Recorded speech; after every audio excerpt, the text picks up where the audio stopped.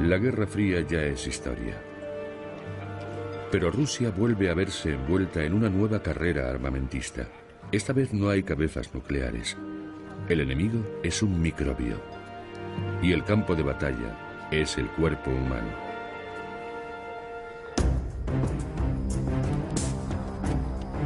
La carrera entre depredador y presa es una de las fuerzas motrices de la evolución.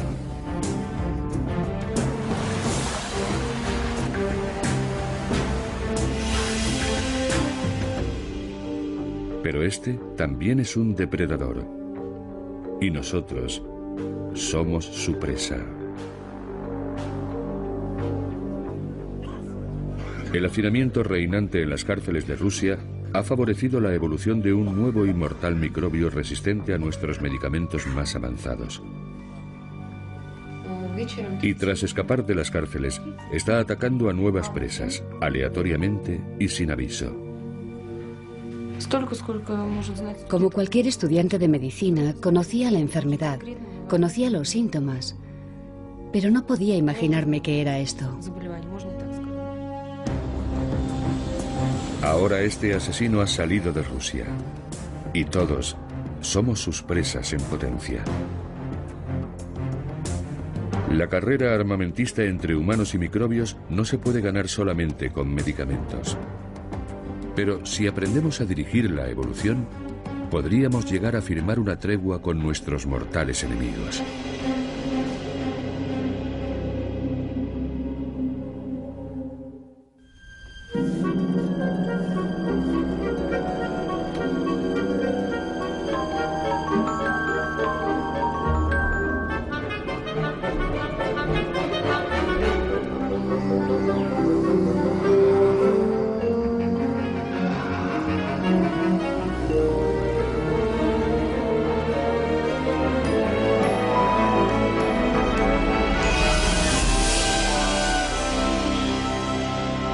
Evolución.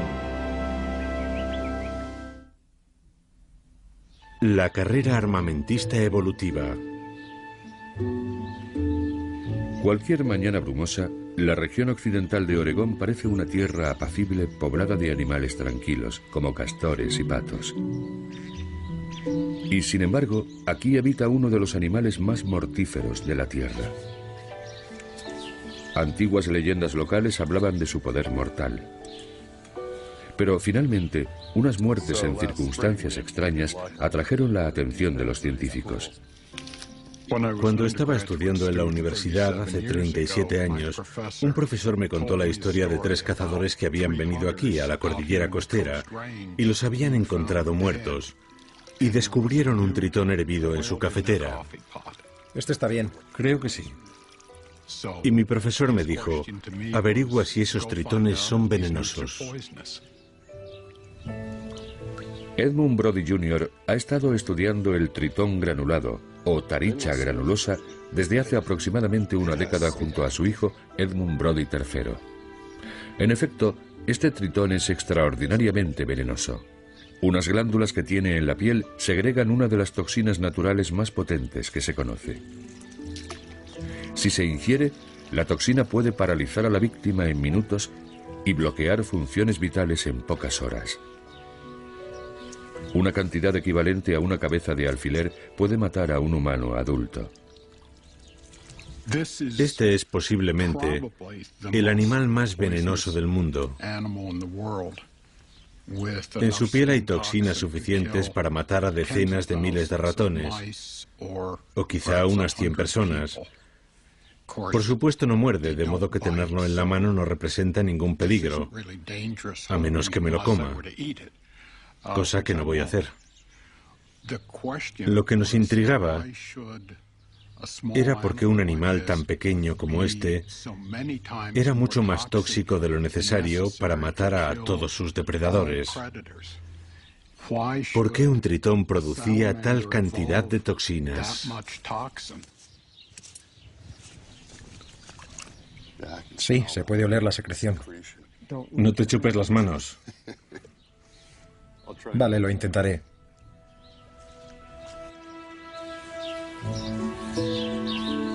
Ningún factor medioambiental podía explicar en términos evolutivos la gran toxicidad de este tritón.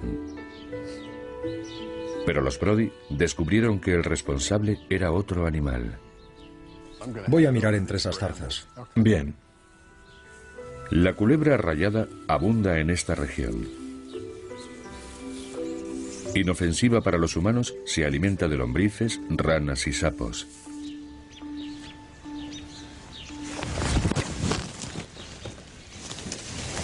Pero hay un animal en su dieta que muy pocos depredadores se atreven a tocar. Ha comido algo hace poco. ¿Sí? Míralo, es un animal bastante grande. No sé si lo suficiente para ser un tritón, pero podría ser. Vamos, pequeña. Aquí está. Sí, ahí está. Ah, ¿qué te parece? Se había comido un tritón macho de buen tamaño. Sí.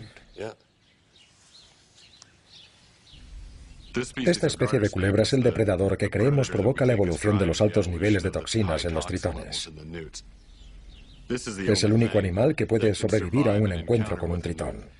Y por tanto es el único que puede ejercer una presión selectiva para hacer incrementar la toxicidad. A medida que la culebra se hace más resistente a la toxina, la presa tiene que producir mayores niveles para defenderse. Podríamos decir que es una escalada armamentista que se produce entre la culebra, el depredador, y el tritón, la presa. Pero ingerir la toxina tiene sus consecuencias. Algunas serpientes se vuelven más lentas. Otras quedan inmovilizadas durante unas horas después de devorar un tritón. En el laboratorio, los Brody pueden medir la resistencia de las culebras rayadas a la toxina. Obligan a una cría de culebra a recorrer un pasillo con sensores de movimiento y registran el tiempo. ¿Tiempo? Tiempo. 3,4. A continuación, inyectan a la serpiente una pequeña cantidad de toxina purificada para simular los efectos de la ingestión de un tritón. Y se repite la prueba de velocidad. Se vuelve agresiva. A veces cuando no pueden reptar les pasa eso. Una serpiente con un bajo nivel de resistencia se puede quedar inmovilizada. 6,3. Vaya. A una serpiente resistente le afecta mucho menos la toxina, pero también paga su precio.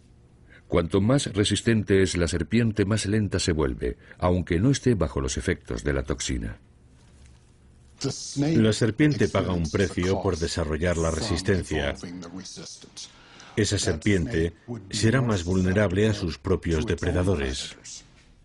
4,1. Así que hay una relación inversa entre la velocidad y el nivel de resistencia. Están por todo Oregón. Nos sorprendió mucho ver que en esta carrera armamentista el depredador evoluciona en función de la presa y la presa en función del depredador. Y eso nos ha permitido entender mejor cómo funciona la evolución. Ya ha quedado más que claro que la evolución no se debe solo a fuerzas físicas, como tormentas, incendios o cambios climáticos, sino en mucha mayor medida a fuerzas biológicas, especialmente la forma en que las especies interactúan unas con otras, cooperando unas con otras, parasitándose unas a otras, devorándose unas a otras. ¿Qué hizo feroz al león y veloz a la cebra?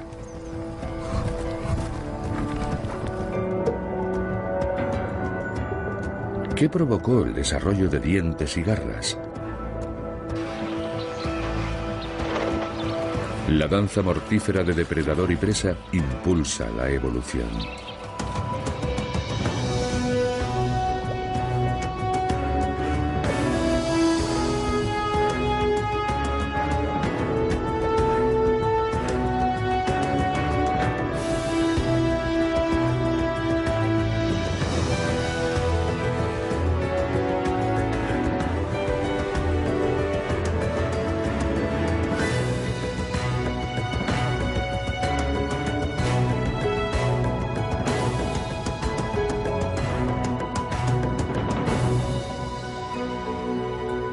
Sin duda, hubo un tiempo en una antigua sabana en la que animales hambrientos cazaban a nuestros antepasados. Quizá el aliento caliente de otros carnívoros en nuestro cuello impulsó nuestra propia evolución y nos hizo más rápidos, más fuertes o más inteligentes. Pero en la actualidad solo queda un tipo de depredador al que tengamos razones para temer. Los microorganismos patógenos causantes de enfermedades nos consumen desde nuestro interior. El cuerpo humano es el alimento que impulsa su rapidísima reproducción. Algunas bacterias pueden reproducirse 1 millón de veces más deprisa que nosotros. Estos depredadores microscópicos nos han acompañado a lo largo de nuestra historia.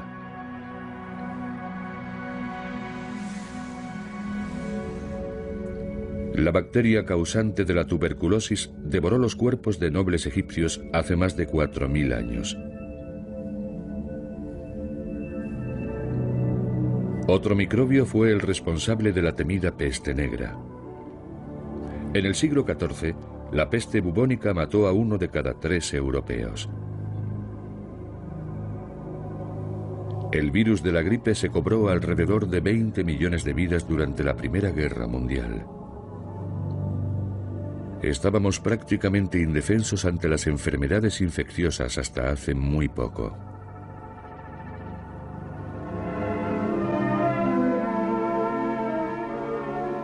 Esto es un campo de batalla. Un campo de batalla en la guerra total del hombre contra la enfermedad.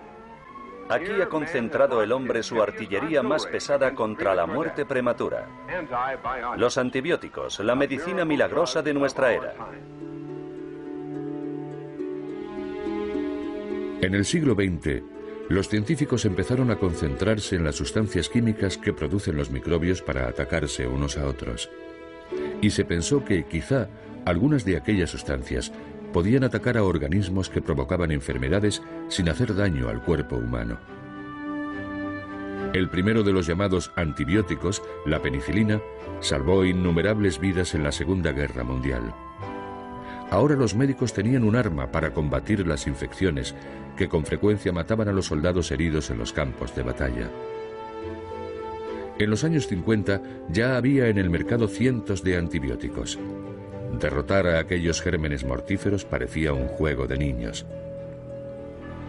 En 1969, el director general de Salud Pública estadounidense declaró que había llegado la hora de cerrar el capítulo de las enfermedades infecciosas, pero se había precipitado.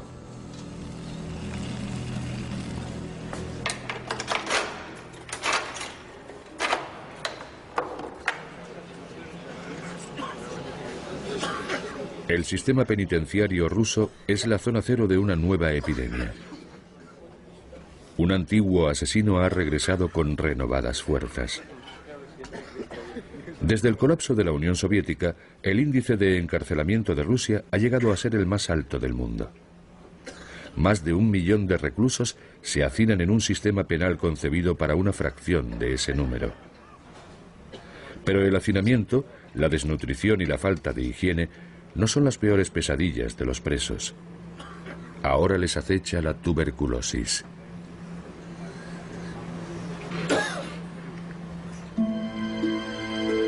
La bacteria que causa la tuberculosis puede mantenerse en estado latente durante décadas en un organismo sano. Pero si el sistema inmunológico se debilita, los microbios empiezan a multiplicarse y consumen los pulmones del enfermo. Los presos están desnutridos, muchos de ellos son alcohólicos, muchos de ellos son fumadores. Si se añade el estrés de estar en la cárcel, todos esos factores juntos hacen muy probable no solo que uno contraiga la tuberculosis, sino que se active la enfermedad. Cuando una persona con tuberculosis activa, tose o simplemente habla, expulsa partículas contagiosas que permanecen en suspensión en el aire durante horas. La siguiente víctima solo tiene que inhalarlas para resultar infectada. Al menos 100.000 reclusos tienen tuberculosis activa. Pero los antibióticos escasean. Muchos de ellos morirán antes de terminar de cumplir sus condenas.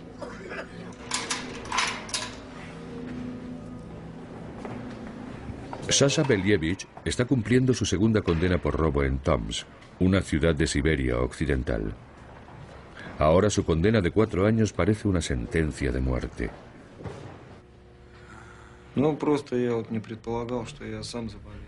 Nunca se me ocurrió que podía contagiarme. Nunca pensé mucho en esto.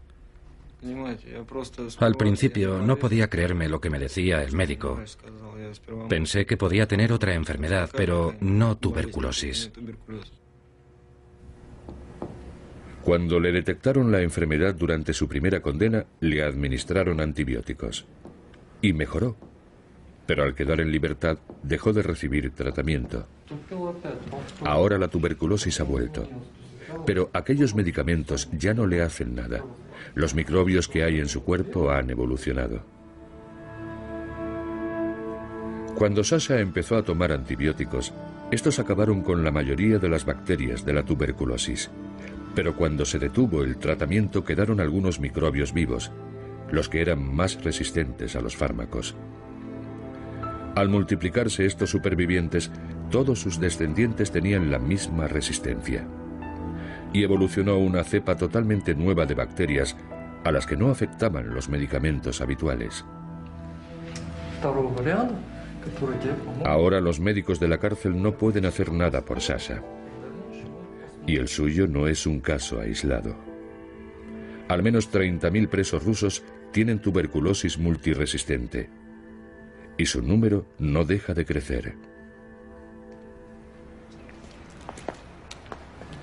Esta epidemia ha traído a Alex Goldfarb desde Nueva York de vuelta a su tierra natal.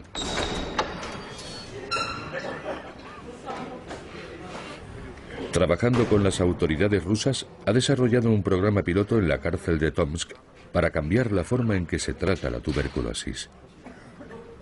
Este sistema penitenciario es la incubadora ideal para estas cepas multiresistentes. Los rusos han estado utilizando regímenes de tratamiento inadecuados, sobre todo en las cárceles, durante la última década. Emplean una medicación de baja calidad. Nunca terminan el periodo de tratamiento. Y el resultado es que estas cepas resistentes se están extendiendo sin control a través de la tos, y eso representa un grave problema. Para los casos de tuberculosis multiresistente, Goldfarb tiene una pequeña provisión de lo que se denomina fármacos de segunda línea. Mucho más caros que los tratamientos estándar para la tuberculosis, los fármacos de segunda línea pueden provocar peligrosos efectos. Pero las reservas de Goldfarb no son ni de lejos suficientes para tratar a los 300 reclusos que están en cuarentena en la sala de multiresistentes, y mucho menos para todos los casos que hay fuera de los muros de la cárcel. Cuando un recluso termina de cumplir su condena, queda libre en el corazón de Tomsk, una ciudad de 500.000 de habitantes. Sano o enfermo, ahora puede recorrer libremente sus calles y subir a sus autobuses entre sus confiados habitantes.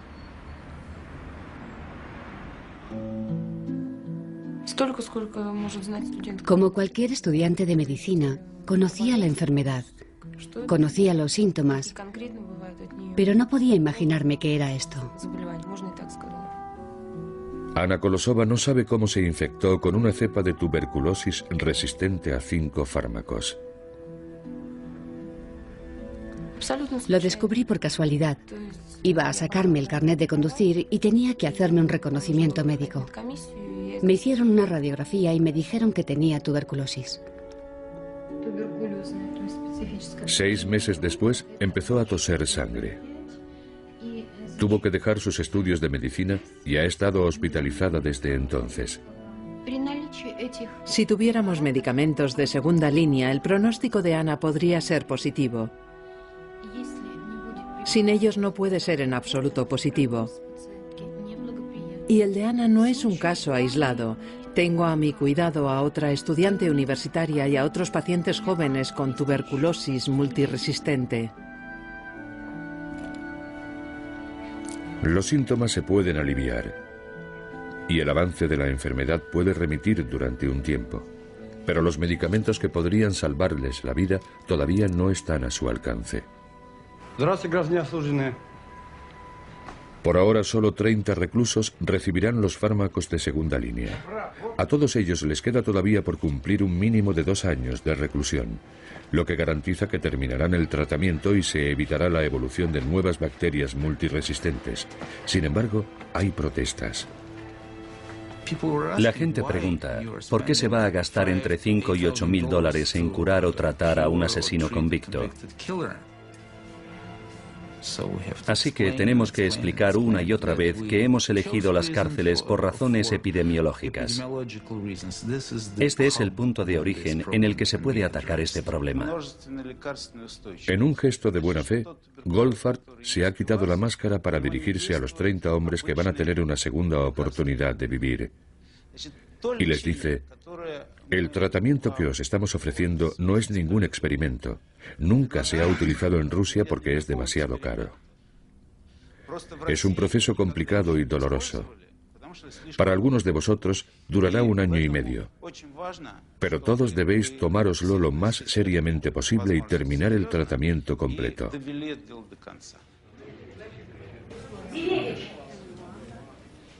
Sasha es una víctima de la evolución, pero ahora sobrevivirá a su condena. Me quedan 2 años y medio por cumplir. No me dan miedo los efectos secundarios. Solo quiero ponerme bien. Eso es todo. Pero en una residencia para enfermos de tuberculosis en las afueras de la ciudad, otros siguen siendo prisioneros de la enfermedad.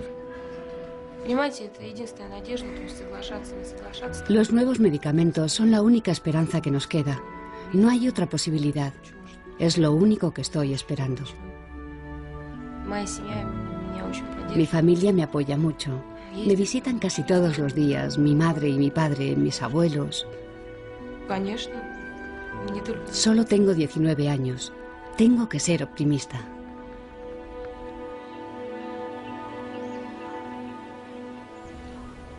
En un tiempo, Siberia parecía el lugar más remoto de la Tierra, pero ya no lo es. Ahora, líneas aéreas, trenes y autopistas comunican toda Rusia. Cepas de tuberculosis multiresistente han contagiado a miles de personas y algunas están saliendo del país.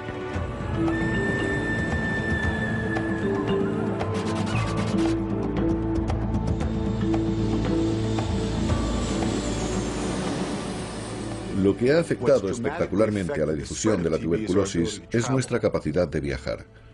Todas las cepas detectadas en las cárceles de Rusia entre los presos acabarán llegando a nuestras ciudades.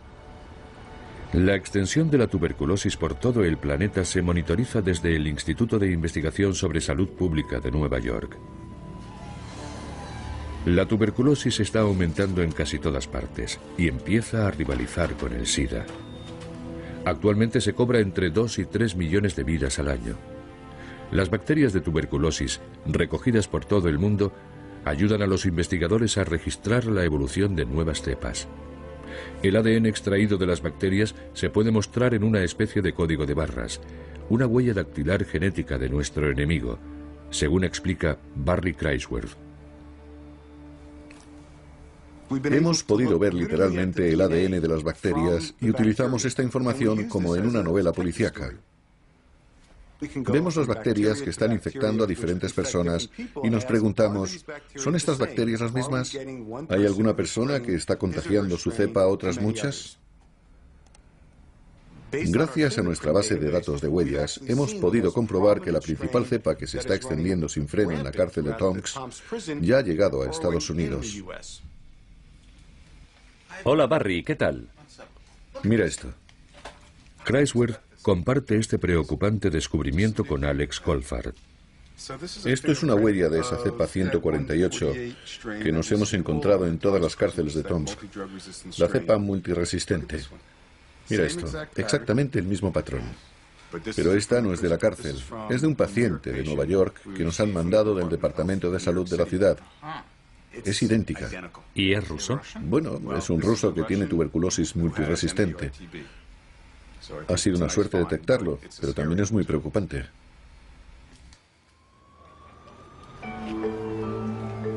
¿Cuánto tiempo pasará antes de que otro viajero introduzca la tuberculosis multiresistente en Nueva York o en cualquier otra ciudad? ¿Cuánto tiempo pasará antes de que otros se infecten? Si brotara una epidemia, casi ninguna ciudad estaría preparada para hacerle frente. No hay suficientes profesionales preparados para diagnosticar y tratar la tuberculosis, ni reservas suficientes de medicamentos de segunda línea. Y la tuberculosis solo es la punta del iceberg. Los microbios que causan la malaria, la neumonía, la gonorrea y docenas de otras enfermedades infecciosas también se están volviendo multiresistentes. El mal uso de los antibióticos es una de las causas. El exceso de uso es otra. En Estados Unidos casi la mitad de las prescripciones son innecesarias o inadecuadas. La multiresistencia a los fármacos es un problema causado por el hombre. Y lo hemos hecho añadiendo antibióticos a los piensos animales, repartiendo antibióticos sin control en los hospitales, dejando antibióticos en el entorno. Con todos los antibióticos que hemos desarrollado en los últimos 50 años, hemos acelerado un proceso evolutivo. El resultado es que va a aumentar el número de microbios resistentes a los fármacos hasta el punto de que algunas de las bacterias más peligrosas dejarán de ser tratables. Estamos en una carrera constante contra los microbios y, por desgracia, estamos perdiendo. Es una carrera armamentista sin fin. Cuantos más fármacos lanzamos contra los microbios, mayor resistencia desarrollan. Quizá ha llegado el momento de cambiar de estrategia.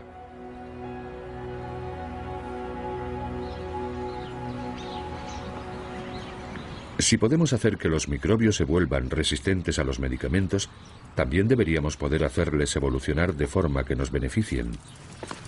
Esta es la radical propuesta del biólogo de Amherst, Paul Ewald. Cuando la gente piensa en el problema de la resistencia a los antibióticos, ven a la evolución como el malo de la película. Y es el proceso evolutivo el que ha causado la resistencia a los antibióticos, es verdad. Pero de la misma forma, podríamos hacer que la evolución fuera la solución. Es decir, podemos provocar procesos evolutivos que hagan que esos organismos se vuelvan más benignos. Los organismos patógenos evolucionan para ser más o menos peligrosos según la manera en que se transmiten.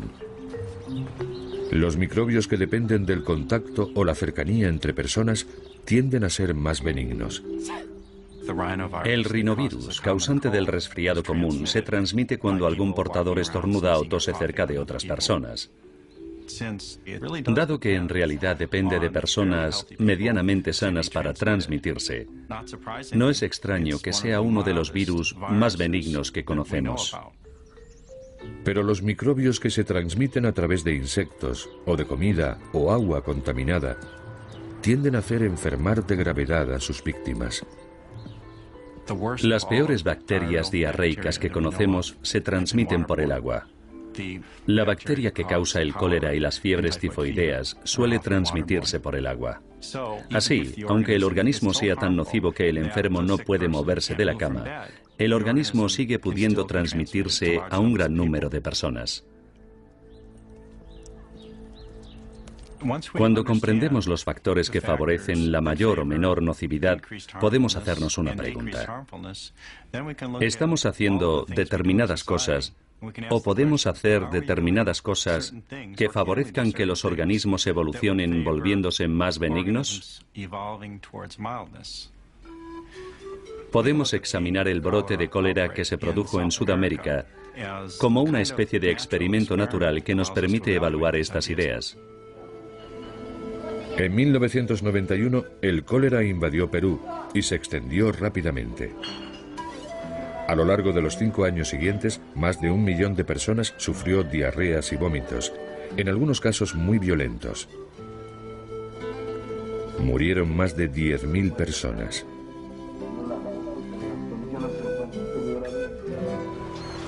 La enfermedad se transmitió a través de aguas contaminadas con excrementos humanos o de alimentos que habían sido lavados y manipulados por personas infectadas. Ewald recogió cepas de bacterias del cólera de esta epidemia y midió la cantidad de toxinas que producían, un indicador de su virulencia. Con el paso del tiempo, iba a documentar la evolución en acción. Si tenemos aguas contaminadas que están siendo el agente de transmisión, esperamos que el organismo del cólera evolucione hasta alcanzar un nivel particularmente alto de nocividad. Y eso es exactamente lo que vemos. Descubrimos que las bacterias que habían invadido países con sistemas de aguas deficientes evolucionaron volviéndose más nocivas con el tiempo. De hecho, se habían vuelto más toxigénicas. Producían más toxina que al principio. Sin embargo, si limpiamos el sistema de aguas, obligamos a la bacteria a transmitirse solo por vías que requieren personas sanas. Y lo que vemos es que cuando el cólera invadía países con sistemas de aguas limpios, la nocividad de los organismos disminuía. Las bacterias evolucionaban hacia una menor producción de toxinas, se volvían más benignas con el tiempo. La gente se seguía contagiando, pero las infecciones eran tan leves que la mayoría de los contagiados ni siquiera caían enfermos. Así que el brote de cólera de Latinoamérica sugiere que en pocos años sería posible modificar el organismo del cólera de modo que pasara de ser una bacteria en muchos casos mortífera a ser una bacteria que apenas haga enfermar a la gente. Lo que sugerimos es que se puede domesticar a estos organismos patógenos casi de la misma forma en que hemos domesticado a otros organismos potencialmente dañinos. Por ejemplo, los lobos han sido dañinos para nosotros durante casi toda nuestra historia evolutiva, pero al domesticarlos, algunos lobos evolucionaron dando origen a los perros que en lugar de perjudicarnos nos ayudan. Y creo que podemos hacer lo mismo con estos organismos patógenos. Trabajando con la evolución, y no en su contra, podríamos llegar a someter incluso a los microbios más mortíferos. La evolución ya ha propiciado otras veces tan sorprendentes treguas.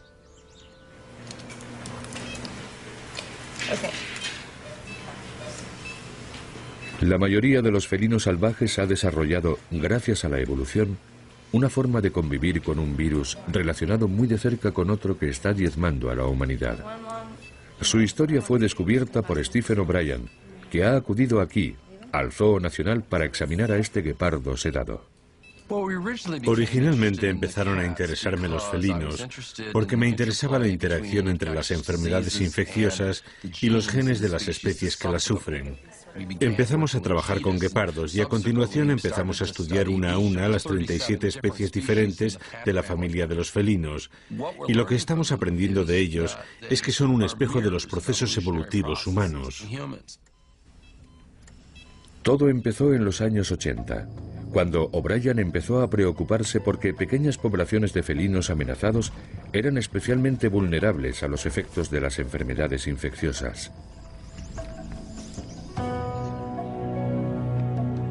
Entonces oyó que muchos gatos domésticos estaban siendo víctimas de un virus letal recién descubierto, el virus de inmunodeficiencia felina, o VIF. El VIF está asociado a gatos domésticos muy débiles, desnutridos y propensos a infecciones oportunistas. Y la enfermedad era el resultado de un colapso del sistema inmune. Los paralelismos con el virus de inmunodeficiencia humana eran muy notables. Y yo quería saber si este virus también había infectado a otros felinos no domésticos. O'Brien había recogido muestras biológicas de miles de felinos salvajes por todo el mundo y empezó a analizarlas en busca del virus. El caso es que cuando analizamos a guepardos de África Oriental, a pumas de las Rocosas, a ocelotes de los Andes y a leones del Serengeti, resultaba que prácticamente todas las especies de felinos del planeta habían estado expuestas y estaban infectadas por alguna versión del virus de inmunodeficiencia felina. Aquello me pareció terrorífico, porque pensé que estábamos a un paso de una epidemia que iba a acabar con muchos de estos felinos. Y dado que 36 de las 37 especies de felinos están amenazadas o en peligro de extinción, esto podría ser para ellas el golpe de gracia. Durante años, O'Brien temió lo peor. Alertó a directores de zoos y parques naturales de todo el mundo para que hicieran análisis a sus animales en busca del virus y de síntomas similares a los del SIDA. Sin embargo, lo que descubrimos fue que pasaba el tiempo y que estos felinos no se ponían enfermos. Era como si hubieran desarrollado algún tipo de resistencia a este virus mortal. Las investigaciones de O'Brien sugieren que el VIF empezó a infectar a los antepasados de los felinos hace aproximadamente 1 millón de años y diezmó a estos animales. Pero unos pocos supervivientes experimentaron mutaciones que los hicieron resistentes al virus. Estos supervivientes transmitieron sus genes protectores a su descendencia y a la mayoría de los felinos salvajes que existen en la actualidad. Con el tiempo, también es posible que el virus haya evolucionado hacia cepas más benignas.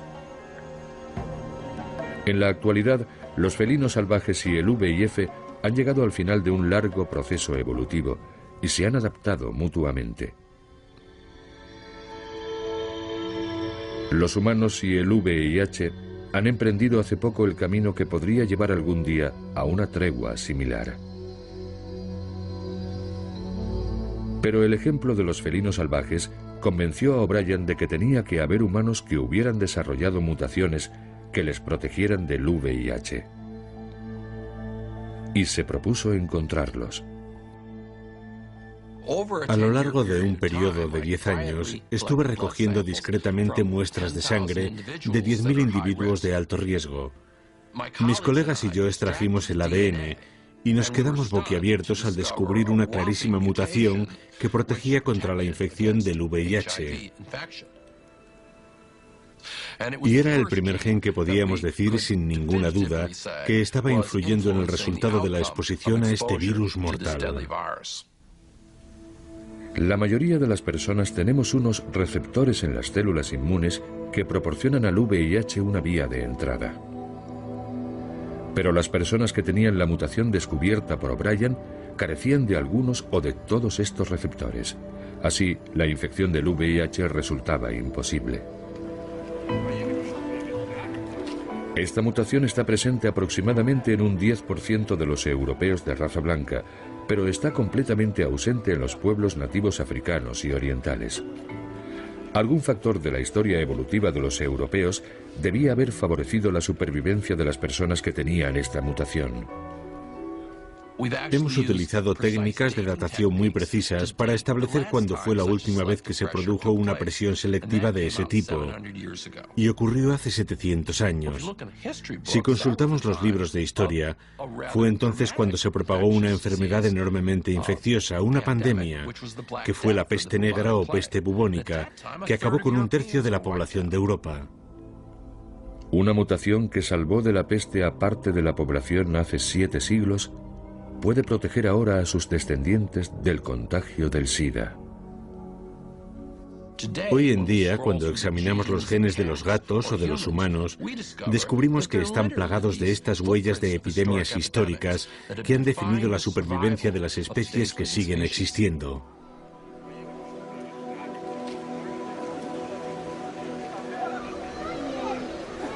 Todos portamos las marcas de la lucha de nuestros antepasados por la supervivencia. Pero la evolución no solo está impulsada por el conflicto y la competición. La cooperación y el trabajo en equipo también han contribuido a la supervivencia de los mejor adaptados. Hacia el final del siglo XX, los biólogos empezaron a darse cuenta de que había otra fuerza igualmente importante y responsable de la formación de gran parte de la magnífica superestructura de la biodiversidad de la Tierra. Y es esa cooperación, lo que llamamos simbiosis y especialmente la simbiosis mutua. Es decir, la convivencia íntima de diferentes tipos de organismos en la que hay una asociación que beneficia a ambas partes. En la naturaleza abundan las simbiosis. En muchos casos, la misma supervivencia de una especie depende de otra. Un mero disfruta de una limpieza a fondo mientras unos diminutos crustáceos devoran los parásitos que se adhieren a su piel. Las anémonas ofrecen refugio a los peces payaso, que a su vez les llevan comida y ahuyentan a sus depredadores. Con néctar y polen, las flores atraen a pájaros y abejas para utilizarlos en su fertilización. La mayoría de las plantas dependen de hongos que viven en sus raíces para extraer los nutrientes del suelo. Y los herbívoros no podrían digerir su comida sin las bacterias que viven en su intestino y que descomponen la materia vegetal. Nosotros también somos animales simbióticos. Cada milímetro de nuestra piel y todo nuestro intestino están cubiertos de bacterias beneficiosas. Nos ayudan a digerir la comida, producen vitaminas y nos defienden de microbios peligrosos.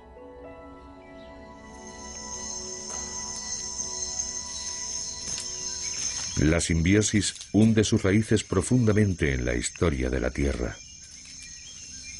Hace entre 50 y 60 millones de años, justo después de la era de los dinosaurios, dos especies hicieron un pacto muy duradero aquí, en la densa maraña que se convertiría en la selva amazónica. Una colonia madura de atinas enorme. Estos grandes montículos de tierra son el producto de esa asociación. Y es lo que ha traído a Ted Schultz y a Ulrich Müller a este remoto rincón de Brasil. Curiosamente, las excavadoras de toda esta tierra son hormigas atinas o cortadoras de hojas. Mira, están trayendo hojas. Ya han empezado las recolectoras. Sí. Las hormigas cortadoras de hojas construyen sus hormigueros en cámaras subterráneas. Salen con regularidad a recolectar hojas, abriendo caminos que se adentran cientos de metros en la selva. La mayoría de las plantas tropicales están impregnadas de sustancias tóxicas para ahuyentar a los herbívoros. Estas hormigas cortan hojas frescas, pero no se las comen. En realidad son para otro organismo. Las recolectoras transportan su carga hasta el hormiguero y allí se la entregan a las hormigas obreras, más pequeñas. Estas limpian los fragmentos de hojas y las mastican hasta convertirlas en una especie de mantillo pulposo. Las hormigas cortadoras de hojas cultivan un hongo que descompone las toxinas de las hojas y produce abundantes proteínas y azúcares. Esta es la comida de las hormigas. Tanto las hormigas como los hongos que cultivan dependen unos de otros para sobrevivir. Las hormigas necesitan el hongo para alimentarse, dependen de él. Si desaparece, mueren. Y el hongo no puede sobrevivir sin las hormigas, así que hay una codependencia mutua. Una colina madura de hormigas atinas puede estar formada por hasta 8 millones de individuos. Y son los herbívoros dominantes en las selvas tropicales del Nuevo Mundo. Consumen aproximadamente entre un 15 y un 20% de la vegetación tierna. Una colonia madura de cortadoras de hojas equivale a una vaca adulta plantada en mitad de la selva, alimentándose de la vegetación que la rodea.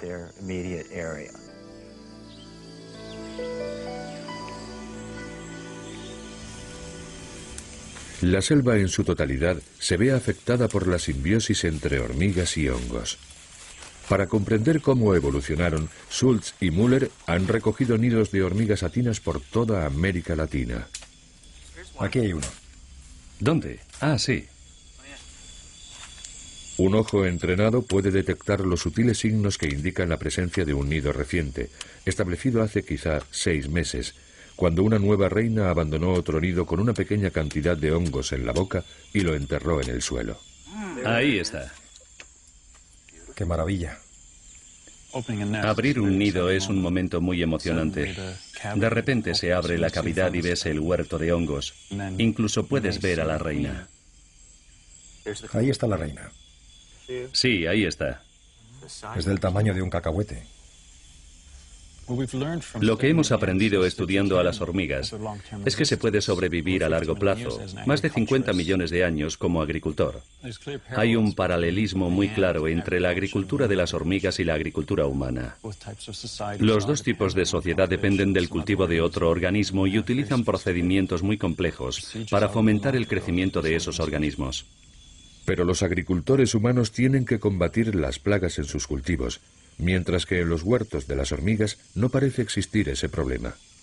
Tras un siglo de investigaciones, se concluyó que las hormigas eran tan hábiles agricultoras que sus cultivos estaban libres de infecciones.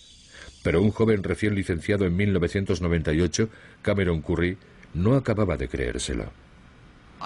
De hecho, hubo quien llegó a decirme que buscar enfermedades en los huertos de las hormigas era una tontería de proyecto, que las hormigas mantenían sus huertos libres de enfermedades, así que, ¿por qué buscar algo que no existía? De modo que empecé a recoger colonias de hormigas y luego aislaba partes del huerto para ver qué había ahí, además de los hongos que cultivaban las hormigas. Aisló 1.500 muestras de hongos y en todos los casos aparecía en poco tiempo un moho muy agresivo.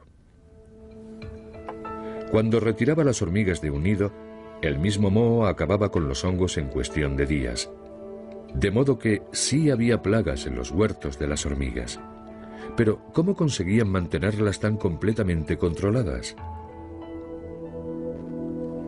A Cameron le había llamado la atención una sustancia blanca cerosa que cubría parte del cuerpo de algunas hormigas. Lo que realmente le intrigaba era que las hormigas que trabajaban en los huertos estaban cubiertas con aquella sustancia, y consultó a los expertos al respecto. Hasta ahora siempre se había pensado que era algún tipo de secreción indeterminada que producían las hormigas por razones desconocidas y probablemente insignificantes. Y Cameron fue el primero que puso esa secreción cerosa bajo el microscopio y observó que no era una sustancia inerte y sin vida, sino que estaba viva. Aquella cera resultaba ser una alfombra de bacterias.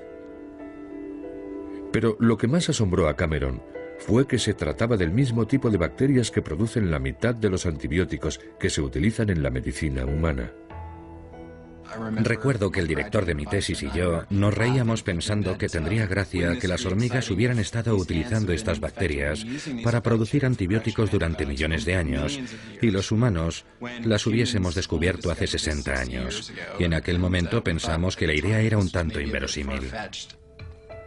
Inverosímil, pero cierta. Parece que las hormigas han estado utilizando antibióticos para controlar las plagas de sus huertos desde hace unos 50 millones de años. Pero entonces, ¿por qué no ha desarrollado el moho resistencia al antibiótico? Creo que probablemente la clave está en el hecho de que las hormigas están utilizando cultivos de millones de células de bacterias para producir estos antibióticos, de modo que estas bacterias están evolucionando. Asimismo, el agente patógeno que atacan estos antibióticos también está evolucionando, y es una carrera armamentista evolutiva que lleva produciéndose 50 millones de años. Así pues, en la simbiosis entre las hormigas y los hongos, también toman parte el moho agresivo que ataca los huertos de hongos y las bacterias que viven en los cuerpos de las hormigas. A menudo la naturaleza es más compleja de lo que parece a primera vista. Los científicos apenas están empezando a comprender cómo pueden interactuar 2, 3 o 4 especies, pero todavía les falta mucho para comprender cómo pueden interactuar miles o decenas de miles de especies para crear los monumentales ecosistemas del mundo, como las selvas tropicales o los arrecifes de coral.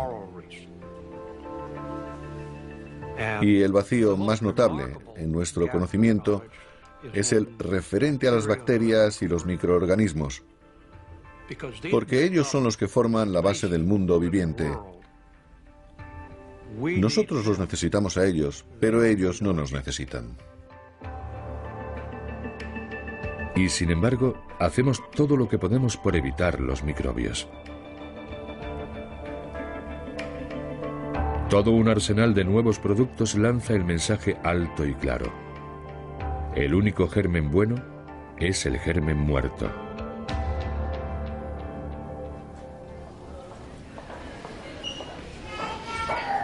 ¿Estamos creando un mundo demasiado limpio?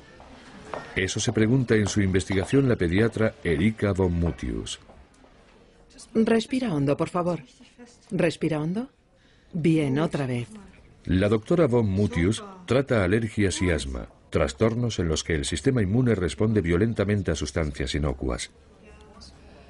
Los índices de ambos trastornos suben sin cesar en las regiones ricas e industrializadas. Quizá los niños están creciendo en entornos demasiado protegidos de los gérmenes para lo que conviene a su salud. Los microbios pueden hacernos cosas muy dañinas, pero también pueden ser importantes para que nuestro sistema inmunológico aprenda a tratar con el entorno y a tolerar o combatir virus, bacterias o infecciones. Para comprender las causas de las alergias y el asma, von Mutius está haciendo una investigación en un lugar donde estos trastornos apenas existen, en la Baviera rural. Su objetivo es averiguar qué factores medioambientales pueden estar protegiendo a los niños que se crían aquí. Lo que hacemos en el estudio es una comparación dentro de los pueblos pequeños. Comparamos a los niños que viven en granjas con niños del mismo pueblo que no viven en granjas. Ha solicitado la colaboración de más de 800 familias con hijos de entre 6 y 12 años para hacer un estudio detallado de su salud y su forma de vida. Entonces, más o menos, ¿cuánto tiempo al día pasa en cada cuestionario? Les preguntamos por problemas de alergia y, lo que es más importante, sobre el contacto que tienen con los animales y con las actividades de la granja. ¿Tienen algún caballo, alguna vaca? No. ¿Ovejas, cabras? No, sí, una cabra. Su objetivo es crear un perfil de exposición medioambiental de cada niño.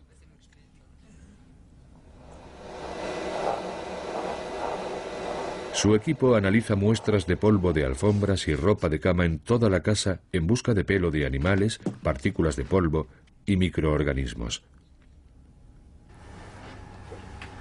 Si la familia tiene ganado, se toman muestras de los establos para detectar los microbios presentes en los habitáculos y en los excrementos de los animales. El estudio aún se está realizando, pero los resultados preliminares parecen indicar una correlación muy clara.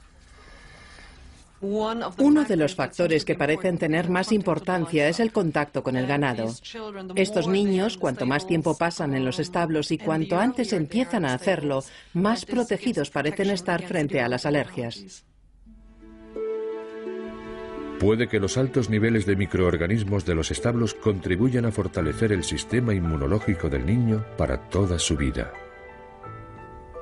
Los microbios siempre han estado a nuestro alrededor y tenemos que encontrar el equilibrio entre erradicar el efecto perjudicial de las bacterias y quizá también aprovechar los componentes beneficiosos que pueden tener.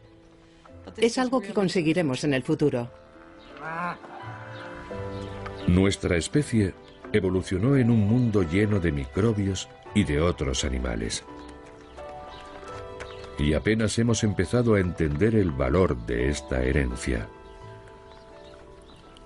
Los científicos y los investigadores que se han centrado en este tema cada vez están más de acuerdo en que es un gran error que la humanidad se separe demasiado del resto de los seres vivos. La inmensa mayoría de las especies son nuestras amigas, no nuestras enemigas. Y no solo nos beneficiamos de ellas, sino que en conjunto son esenciales para nuestra existencia.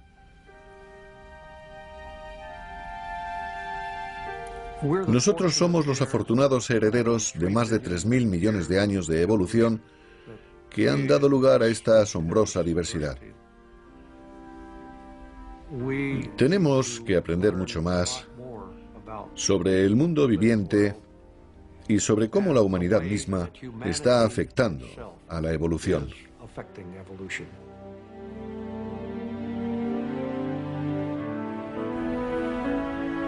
Como todos los seres vivos, los humanos somos producto de la evolución. Pero somos la única especie que lo sabe. Solo nosotros podemos volver la vista hacia el pasado lejano y maravillarnos ante la historia de la vida. Solo nosotros estamos empezando a comprender que podemos utilizar la evolución para garantizar el futuro de todos los seres vivos. Y más que ninguna otra cosa, quizás sea esta visión única la que nos hace humanos.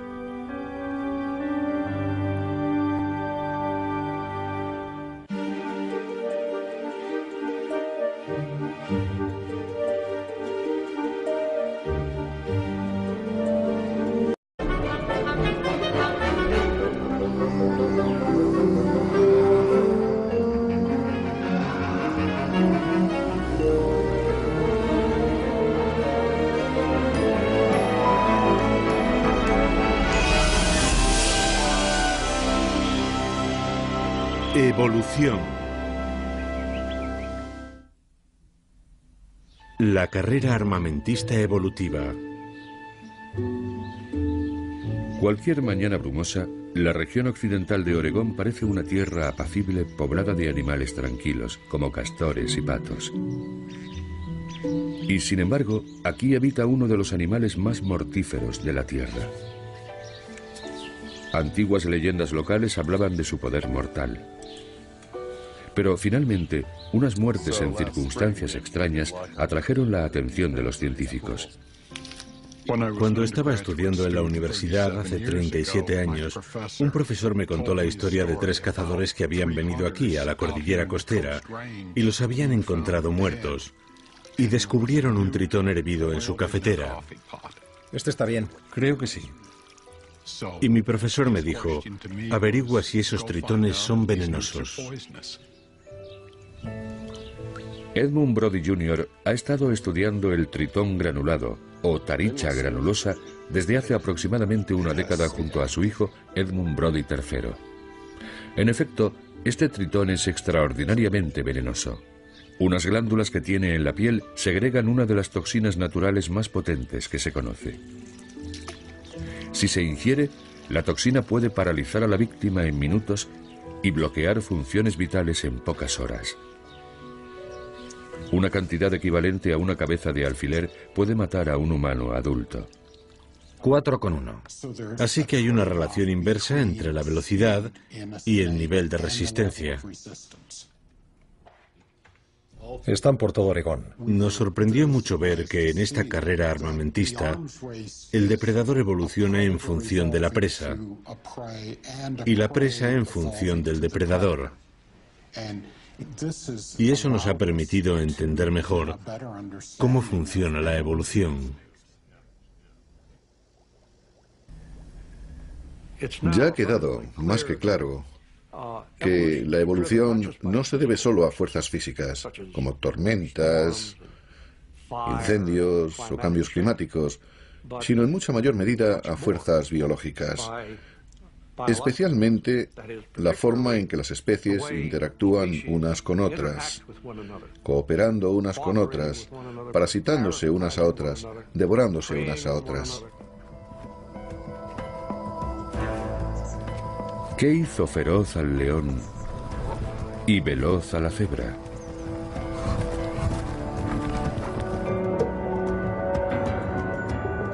¿Qué provocó el desarrollo de dientes y garras? La danza mortífera de depredador y presa impulsa la evolución.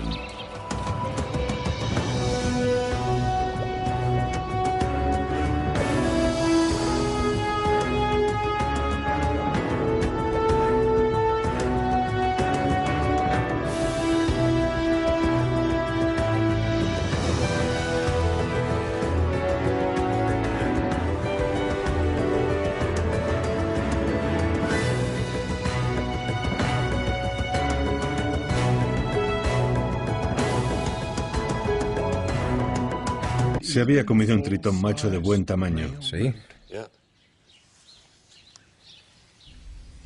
Esta especie de culebra es el depredador que creemos provoca la evolución de los altos niveles de toxinas en los tritones. Es el único animal que puede sobrevivir a un encuentro con un tritón. Y por tanto es el único que puede ejercer una presión selectiva para hacer incrementar la toxicidad. A medida que la culebra se hace más resistente a la toxina, la presa tiene que producir mayores niveles para defenderse. Podríamos decir que es una escalada armamentista que se produce entre la culebra, el depredador, y el tritón, la presa. Pero ingerir la toxina tiene sus consecuencias. Algunas serpientes se vuelven más lentas. Otras quedan inmovilizadas durante unas horas después de devorar un tritón. En el laboratorio, los Brody pueden medir la resistencia de las culebras rayadas a la toxina. Obligan a una cría de culebra a recorrer un pasillo con sensores de movimiento y registran el tiempo. ¿Tiempo? Tiempo. 3,4. A continuación, inyectan a la serpiente una pequeña cantidad de toxina purificada para simular los efectos de la ingestión de un tritón. Y se repite la prueba de velocidad. Se vuelve agresiva. A veces cuando no pueden reptar les pasa eso. Una serpiente con un bajo nivel de resistencia se puede quedar inmovilizada. 6,3. Vaya. A una serpiente resistente le afecta mucho menos la toxina, pero también paga su precio. Cuanto más resistente es la serpiente, más lenta se vuelve, aunque no esté bajo los efectos de la toxina. La serpiente paga un precio por desarrollar la resistencia. Esa serpiente será más vulnerable a sus propios depredadores. Este es posiblemente el animal más venenoso del mundo. En su piel hay toxinas suficientes para matar a decenas de miles de ratones, o quizá unas 100 personas. Por supuesto no muerde, de modo que tenerlo en la mano no representa ningún peligro, a menos que me lo coma, cosa que no voy a hacer. Lo que nos intrigaba era por qué un animal tan pequeño como este era mucho más tóxico de lo necesario para matar a todos sus depredadores. ¿Por qué un tritón producía tal cantidad de toxinas? Sí, se puede oler la secreción. No te chupes las manos. Vale, lo intentaré.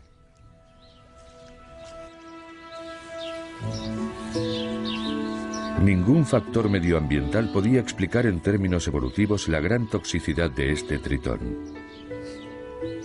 Pero los Brody descubrieron que el responsable era otro animal. Voy a mirar entre esas zarzas. Bien.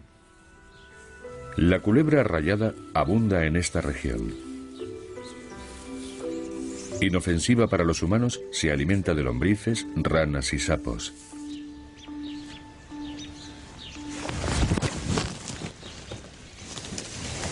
Pero hay un animal en su dieta que muy pocos depredadores se atreven a tocar.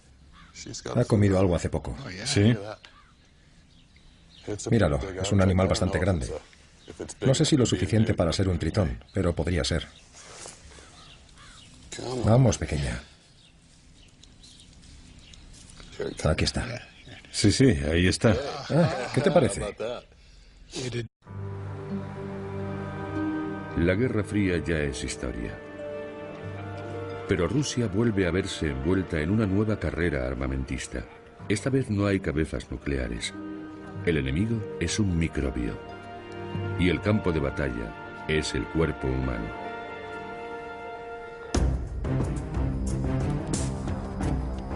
La carrera entre depredador y presa es una de las fuerzas motrices de la evolución.